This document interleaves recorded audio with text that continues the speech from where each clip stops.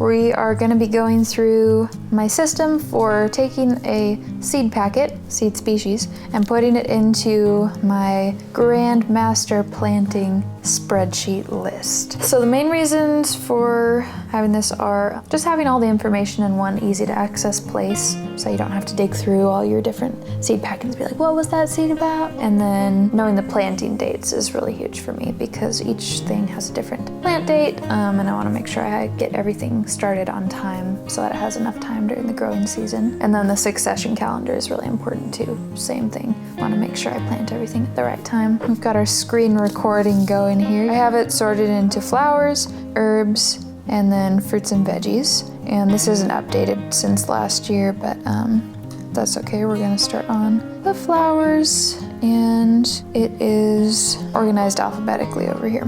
We already have a couple pansy categories there. I'm just gonna create a fresh one, so I'll insert one row below. This is a Swiss giant pansy.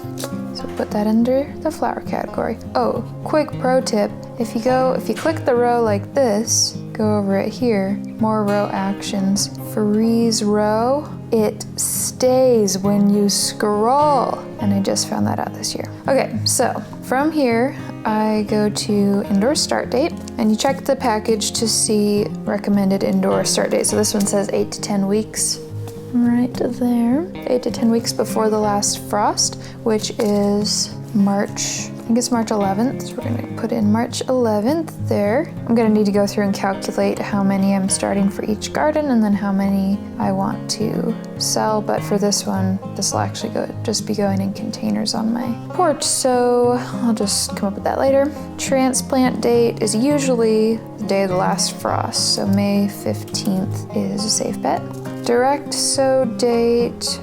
You can direct sow these pansies 4 to 6 weeks before your average last frost. So if I wanted to direct sow them, that would be like April 3rd or something. I usually have my calendar with me so that I can count back and find how many weeks before the last frost it is. I do plants per square foot, which for pansies, it can be up to like 12. Actually, probably 9 would be comfortable in a square foot. That's more calculations to do. I'm not gonna succession plant, so that doesn't matter. Then I made this divider with seed facts next to it. So this is all calculations and dates on this left side. Over on the right is everything about the seed. So we've got the height, full grown. All this information is usually on the seed packet. If it's not, just Google it.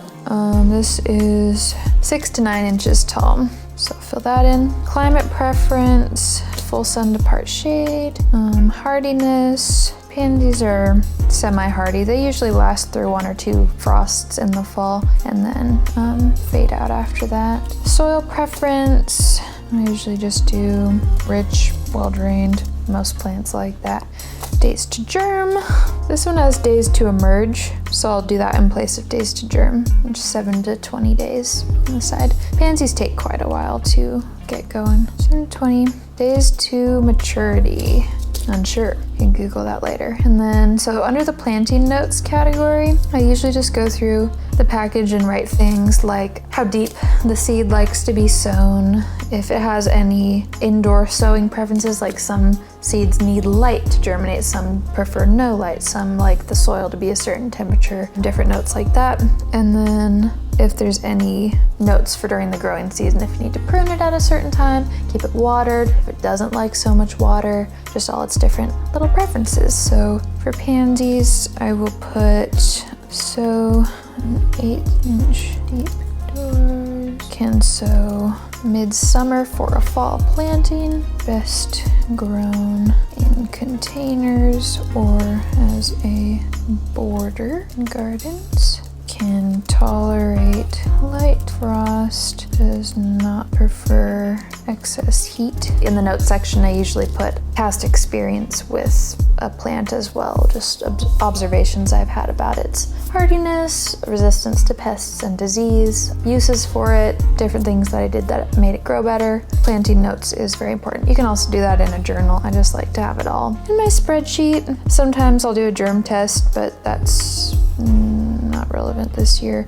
That would just be testing the seed to see how much percentage of the package of seed is viable and will actually sprout. If it's from that year though, they usually have it on the package. I guess I could show real quick my succession planting list. This isn't updated at all, but I have the different crops that I'm gonna be planting in succession and then what date each succession will be and how many. That's right here, how many I'm gonna do per planting. So carrots, I'll do the first planting. This is April 29th, and then I don't know why I don't have a second and third. Usually that would be 2 weeks apart, so it'd be like May 15th and May 30th, and then probably the last one would be mid-June actually.